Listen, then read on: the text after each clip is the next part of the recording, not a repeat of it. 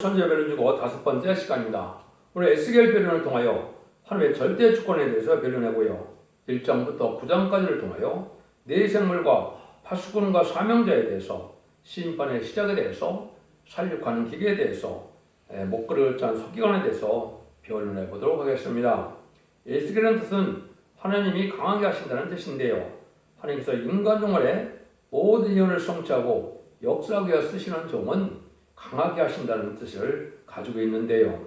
인간을 쓰일 종은 신같이 쓰일 종으로 몸을 신창조하고 새 힘을 주고 일곱령을 주고 권세 능력을 주어서 하나님께서 신같이 쓰임받게 하셔서 인마진 14만 4천을 지키게 하고 인마진 14만 4천 명을 통하여 세상을 심판하고 에덴 동산을 회복시키는 일을 모든 선지자가 다 그리 말씀하셨다고 말씀을 드렸는데요. 여기서도 진외 하나님의 대응대로 사실 종이 어떤 방법으로 나오느냐 우리가 그걸로 알 수 있는데, 여러분이 잘 아시는 것처럼 에스겔 37장 1절에서 10절에 보면 아주 소망 없는 마른 뼈인데 하나님의 생기가 들어가서 7명이 들어가니까 하나님의 큰 군대가 되었다 이렇게 말씀하시죠. 이게 실제 인마진 10만 4천 명하고 말세의 사명자인데요.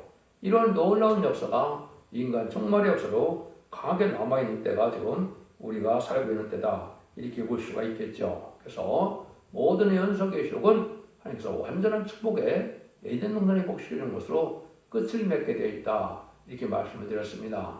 근데 특별히 예레미야와 이제 에스겔 성경은 제가 자세히 변론을 안 한다고 말씀을 드렸습니다.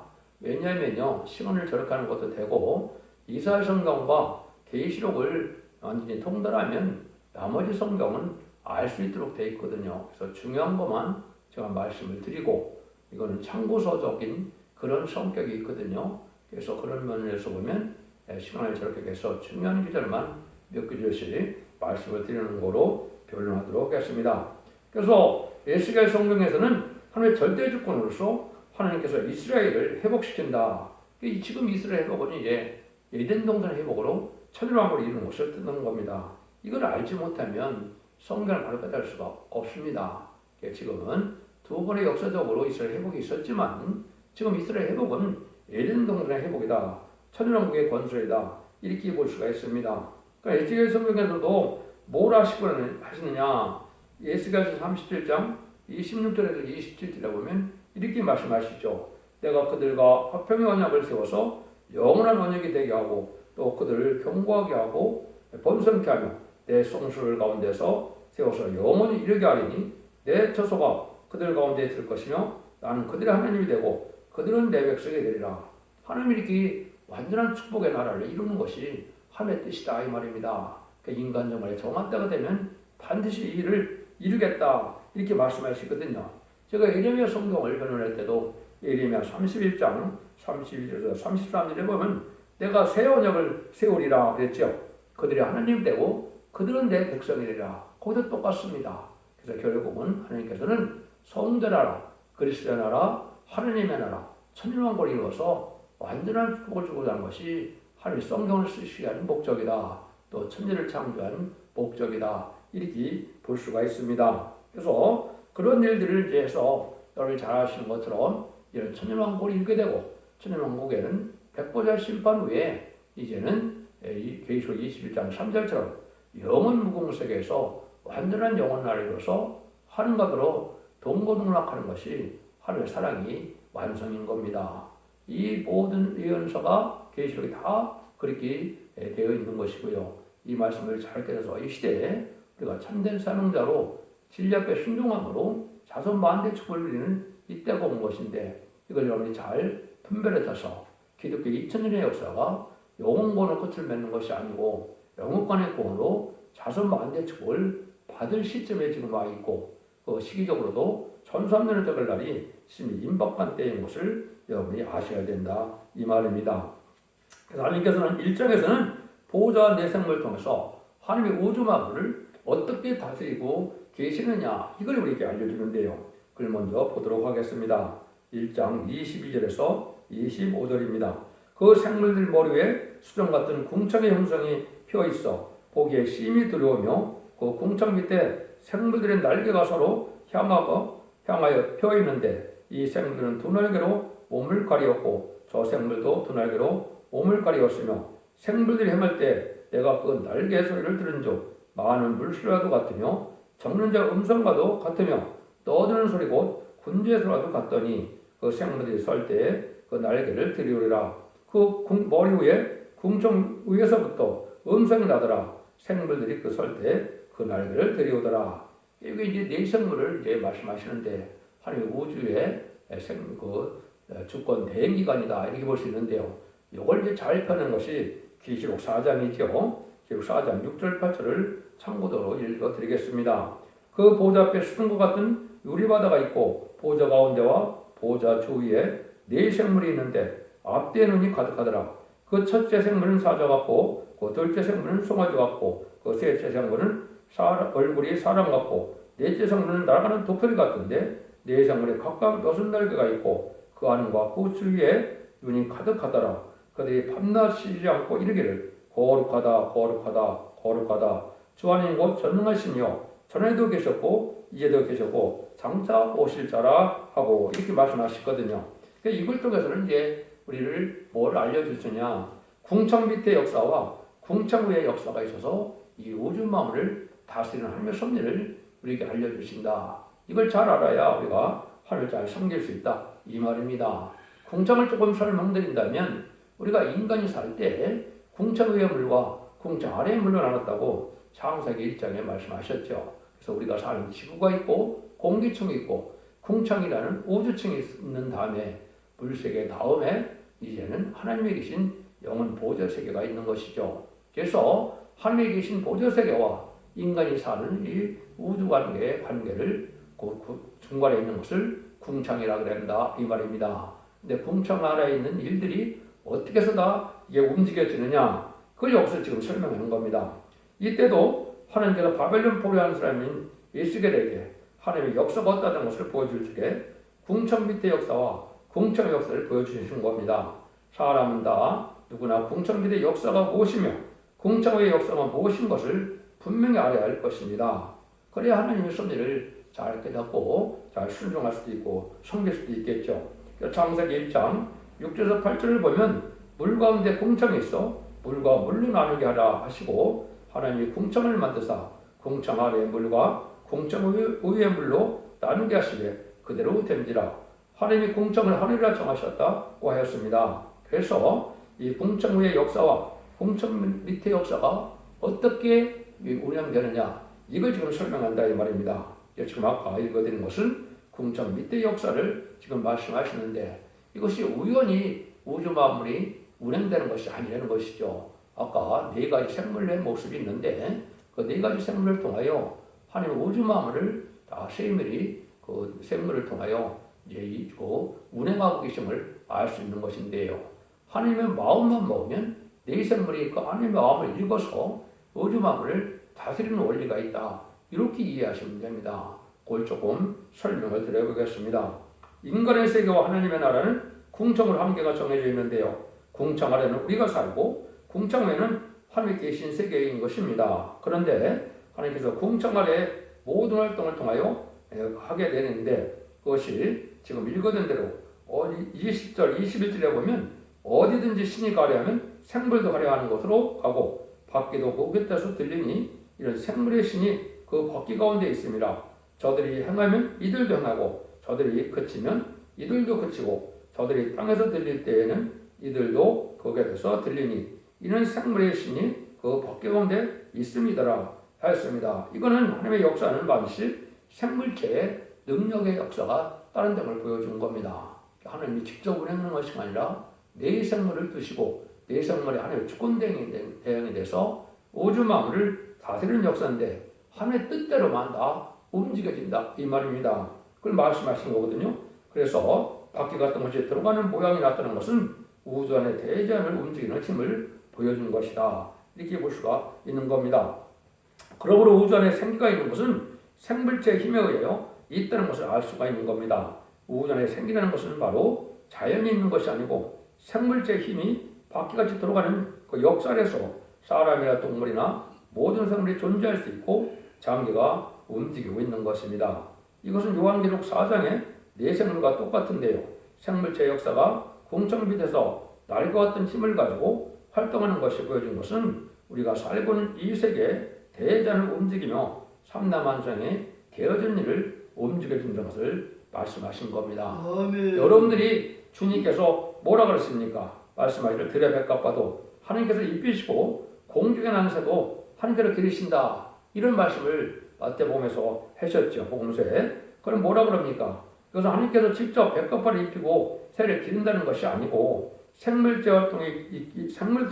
활동이 있겠어 식물계나 동물계까지 그 움직이는 힘으로 되어지는 것이다. 이걸 알려주는 겁니다. 그래서 이 궁청 아래 모든 피조물들이 모든 우주 만물이 하나님의 내생물에서 움직여주고 있다는 사실을 알려준 것이다. 이 말입니다. 그래서 우리가 그것을 잘 아는 것이 중요한데 여러분들이 혹시 하늘 아래 가고 싶습니까? 여기 1장에 보면 이 에스겔 성경이 하나님의 보좌를 봤죠. 보좌를 봤는데 하나님의 모습이 어떻게 되는가 제가 한번 소개를 해드리겠습니다. 1장 26절에서 28절입니다.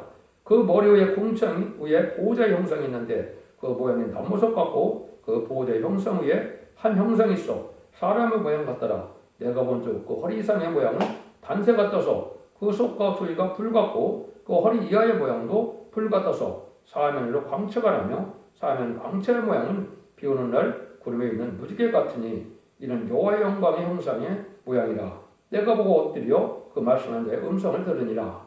이걸 자세히 설명해 드린다 하더라도 쉽지 않겠죠. 이거를 이제 잘 모르니까 사도 요한은 하나님의 같은 보좌를 보고 어떻게 우리에게 표현했습니까? 그것이 계시록 4장 3절에 나와 있죠.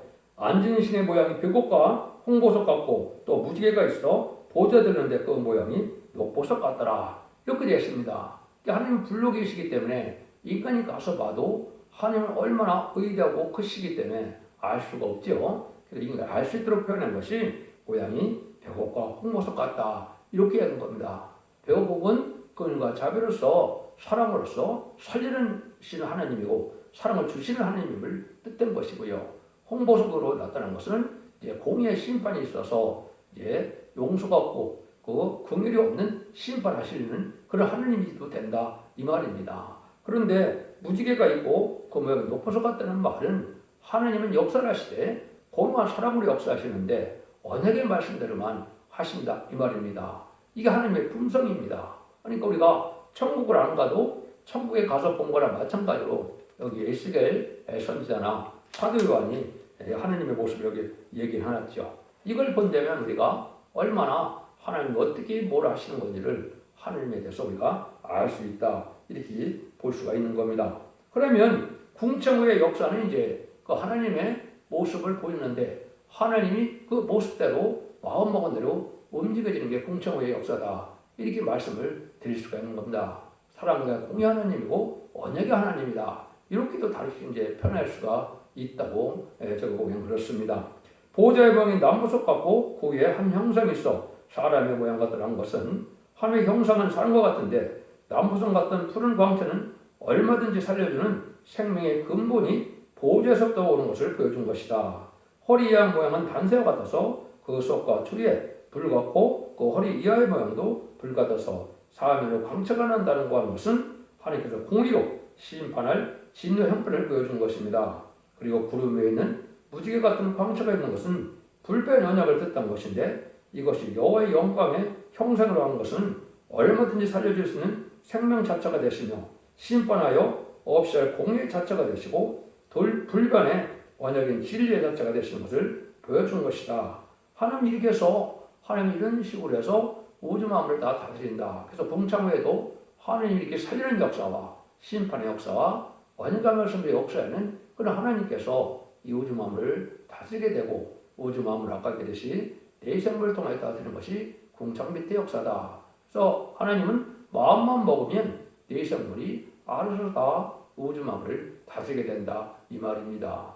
이것이 하나님이 하시는 일이다. 하나님은 이러한 절대적인 주권을 가지고 계신 분임을 우리가 알아야 되고 하나님의 원하시는 뜻대로 행하는 하나님의 대행기관이 궁창의 위에 이제 보좌석에 있다는 사실을 또한 우리가 알 수 있다.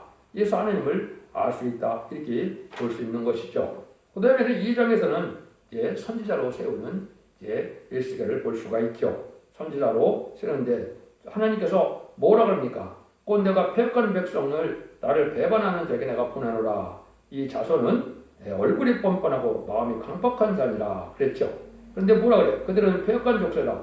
듣든지 아니 듣든지 그들의 가운데 선지자가 있는 줄은 알지니라. 이렇게 얘기를 하시죠. 그래서 패역하고 부패한 인간들에게 하나님의 선지자를 보내게 되어 있는데 이것은 여러분이 잘 아셔야 돼요. 열립권의 선지자들은 기록하는 사명이고 국부적인 활동을 한 것도 사실이죠. 그러니까 이스라엘에서 국부적인 활동을 했지만은 세계적인 역사는 하질 않은 것이죠. 그래서 17권의 선지자는 기록하는 사명으로서 국부적으로 조금 활동하는 것이고 이걸 인간 정말에 다시 현재의 사명자들이 역사의 걸 보여준 것이다. 이걸 알아야 선지서의 내용을 알 수가 있는 겁니다. 그걸 갖다 뭐라고 이제 표현했느냐? 예레미야에서 제가 말씀을 드렸죠. 예레미야 1장 5절에는 열방의 선지자라. 또 1장 10절에서는 또 오늘날 너를 열방 만국에 세우고 너를 뽑으며 파괴하며 파멸하여 넘어뜨리며 건설하며 싱케하느니라. 이렇게 말씀했죠. 이런 말씀을 이제 계시록 10장 11절에서 이거를 우리가 말세 사명자가 일을 하게 될 걸 얘기한 겁니다. 그것이 바로 뭐냐? 저가 내게 말하기를 내가 많은 백성과 나라와 방언과 임금에게 다시 연하여야 하리라 하더라. 다시 연하는 사명은 말세 사명자다 이 말입니다. 그러니까 이 예언서를 과거로 2500년 내지 2700년 쓰인 그때로 봐서는 안 된다 이 말입니다. 목적 자체가 인간 총괄의 역사를 염두에 두고 하나님이 쓰신 것이다. 그 내용을 알게끔 하는 것이 인간의 다시 연의 사명이라고 그 사명들이 말세 사명인데 말세 사명자는 인마진 14,4천명이 다 해당이 되지만은 하나님께서는 인마진 14,4천명을 일으킬 성부적인 종충으로 성경을 썼기 때문에 그 종만이 성경을 올바로 깨닫게 하는 것도 하나님의 방법이다. 여러분이 이렇게 아시는 것이 중요합니다. 이게 엄중한 하나님의 말씀입니다.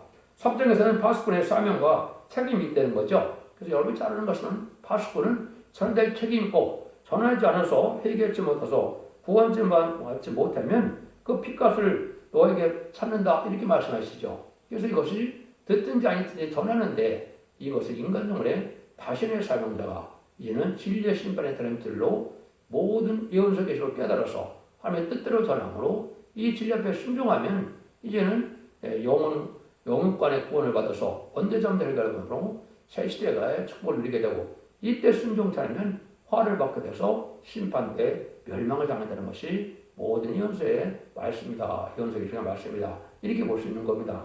이건 이제 사명자를 세워서 하나님이 사명을 들어 쓰는 방법을 얘기하셨다. 이렇게 볼 수가 있는 겁니다. 그 다음에 이제 우리가 한 가지만 보신다면 8장에 보시면 뭐라고 합니까? 하나님께서 거기들이 가증하고 악한 일이 있다. 이렇게 말을 했죠. 그런데 나는 가증하고 악한 일이 나중에 알고 보니까 뭐라 그럽니까? 그 악한 일이 보니까 여기에 그가 또 나를 데리고 여호와의 전에 전 안뜰에 들어가시기로 보니 여호와의 전문과 현관과 제단 사이에서 약 25인이 여호와의 전을 등지고 낯을 동으로 향하여 동방태양에 경배하더라. 태양을 섬긴다 이 말이죠. 이건 이제 여러분 북이스라엘에 대한 얘기라면 지금 한국의 북이스라엘이 어디입니까? 북한이죠. 북한이 실제 4월 15일을 태양절을 섬기고 있죠. 이게 부패된 게 된 것이죠. 그래서 또 김일성 자체를 해로 여기죠. 그래서 태양절이라고 그런 거 아닙니까? 이렇게 부패되는 것도 하나님이 예정된 섭리 속에 된 것이고 거기에 신음하는 양떼를 살릴 때가 된 것도 바벨론 포로 70년에 찬 것처럼 그 시스템이 찼거든요. 그래서 그들을 또 이제 이끌어내야 될 때가 왔다. 이렇게 볼 수가 있는 겁니다. 오늘은 주로 이제 9장을 통해서 인간 종말의 역사가 무엇이냐 이걸 좀 한번 말씀드리고 싶은데요. 그러면 여기서 보면 이제는 9장 1절에서 2절을 조금 보겠습니다. 그가 또 큰 소리로 내게 이쳐 가로되 이 성을 가난한 자들로 각기 살육하는 기계를 손에 들고 나오게 하라 하시더라. 내가 본 즉 6사람이 북향한 의문길로 쫓아오는데 각 사람의 손에 살육하는 길을 잡았고 그 중에 한 사람은 가는 벼슬을 입고 허리에 서기관에 먹거리를 찼더라. 그들이 들어와서 놋재단 곁에 섰더라.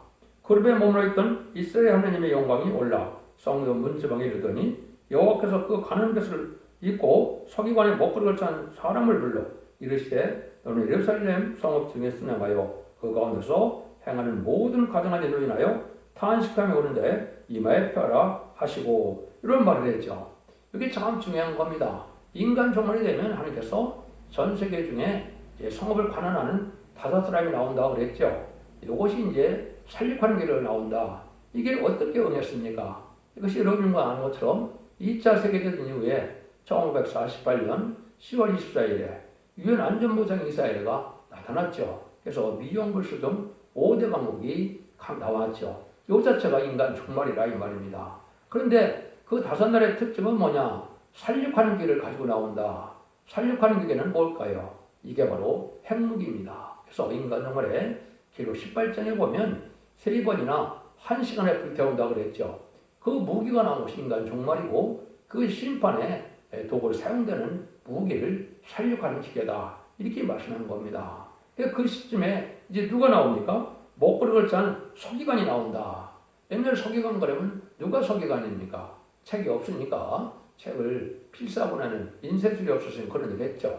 근데 이것은 이제 인간론의 말세 사명자가 나올 걸 보여준 거죠.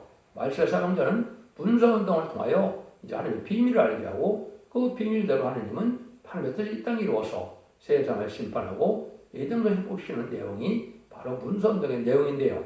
그런 성경이 이제 말씀에 여러 군데 있습니다. 그걸 먼저 제가 말씀을 드린다면 여러분이 보면 이제 하박국 2장 2절에 보면 이 묵시를 들을까요? 아주 판에 명백히 새겨서 달려가면서도 읽을 수 있게 하라 이렇게 했죠. 인간론의 분서운동은 3번 있을 거다. 제가 성경을 통해서 깨달은 건 그렇습니다.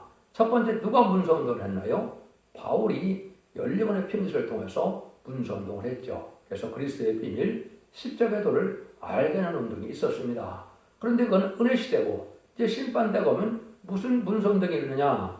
이사 40장 9절에 보면 뭐라 그럽니까? 이제는 아름다운 식을 시온에 전하는 자요, 아름다운 식을 예루살렘에 전하는 자요. 이제 그렇게 H라고 나오죠. 이것이 바로 죽지 않고 시작하고 정정한 별성천하는 아름다운 식의 말세의 복음을 예할 것을 말씀하신 것이죠. 계시록 14장 6절에 보면 그걸 뭐라 그랬어요? 죽지 않는 복음이라고 영원한 복음이라고 그랬죠.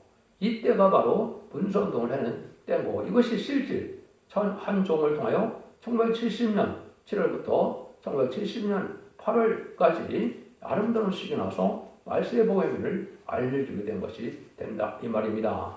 근데 그것이 끝내는 게 아니라 아직 다시간의 사명자가 남아있죠. 다시간의 사명자는 바로 뭐예요?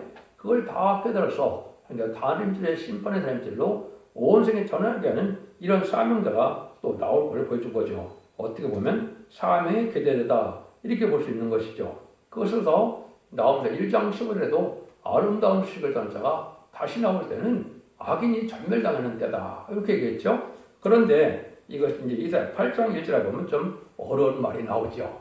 거기는 뭐라 그러니까 너는 큰 서판을 취하여 그 위에 통용문자로 말살 하시바스라 써라 이렇게 말씀을 하십니다. 이게 말세 사명자가 마지막으로 나오는 겁니다.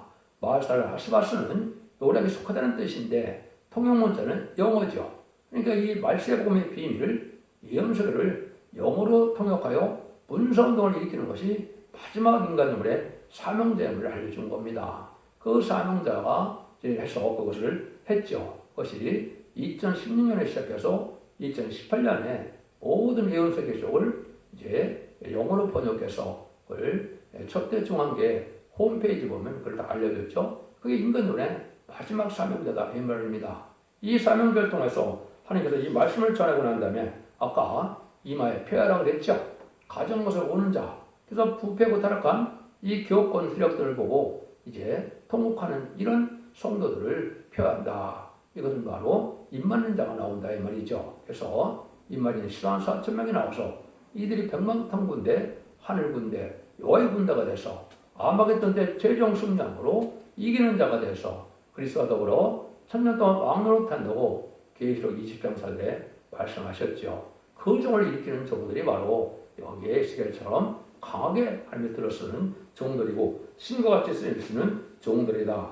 이런 과정 속에서 삶의 기도자가 인간 연말에 최종적인 사명자가 나올 걸 얘기한 것이죠. 그걸 이제 한두 군데만 다 소개할 수가 없으니까 소개를 한다면 이제 동방 야곱이 나올 걸 얘기했죠. 그래서 그것이 이사야 41장 14절 15절에 보면 지령 같은 너 야곱아 너 이스라엘 사람들아 두려워 말라 나 여호와가 말하노라 내가 너를 도울 것이라 네 구속자는 이새 거룩한 자니라 보라 내가 너로 이가 날카로운 새 타작해기를 삼으리니 내가 산들을 쳐서 부서를 만들 것이고 작은 산으로 격을게 할 것이라 이렇게 말씀했죠.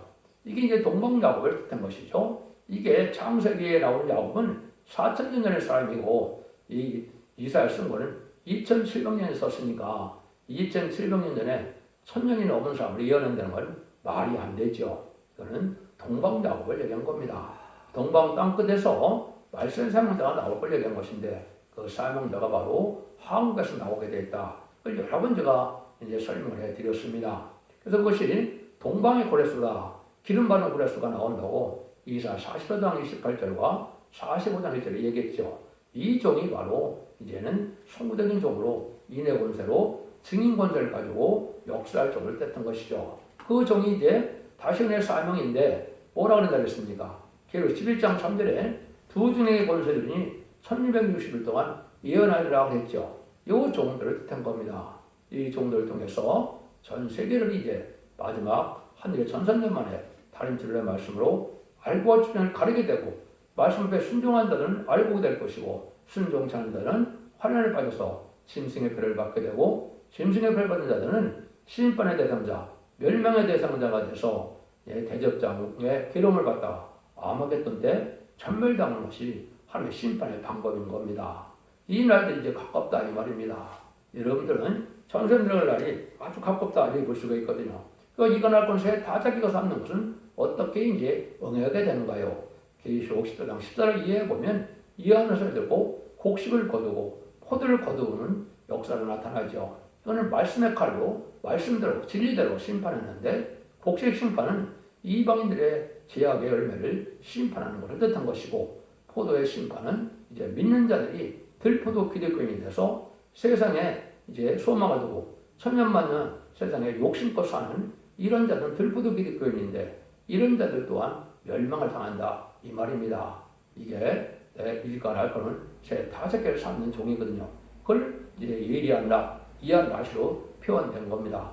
역시 이제 말씀의 칼로 예언 소리를 하나님의 뜻대로 변론해야만 마귀 참속을 이기게 되고 또 그것으로서 이제 참된 성도냐 들포도 기독교이냐 이걸 가리는 것이고 이제 거짓 목자냐 또 사건 목자냐 참된 목자를 가르는 일을 하는 게 되는 것이죠. 여러분 진리의 하나님이고 법의 하나님이기 때문에 이 진리의 변론대로 변론하고 변론대로 듣든지 아니 듣든지 바로 심판하는 것이 하나님의 방법인 겁니다. 여러분들 이 말씀을 엄중하게 받아들여서 여러분들 진리 앞에 순종함으로 이제 이 시대는 아까도 말씀드린 것처럼 개인적인 요원권 시대가 아닙니다. 거룩한 시가 돼서 거룩한 가정을 이루어서 남동 남백성으로 에덴동의 축복으로 자손 만대의 축복으로 세세 왕권의 축복으로 생명과를 다시 뻗는 축복으로 이제는 천왕국의 축복을 누리게 하는 시대임을 깨달으시고 여러분들의 완전 변의 역사가 나타나는 첫 대계문을 듣고 순종함으로 자손 만대의 축복을 누리는 복된 종들과 성도님들이 다 되시기를 예수님으로 간절히 축원드립니다. 아멘.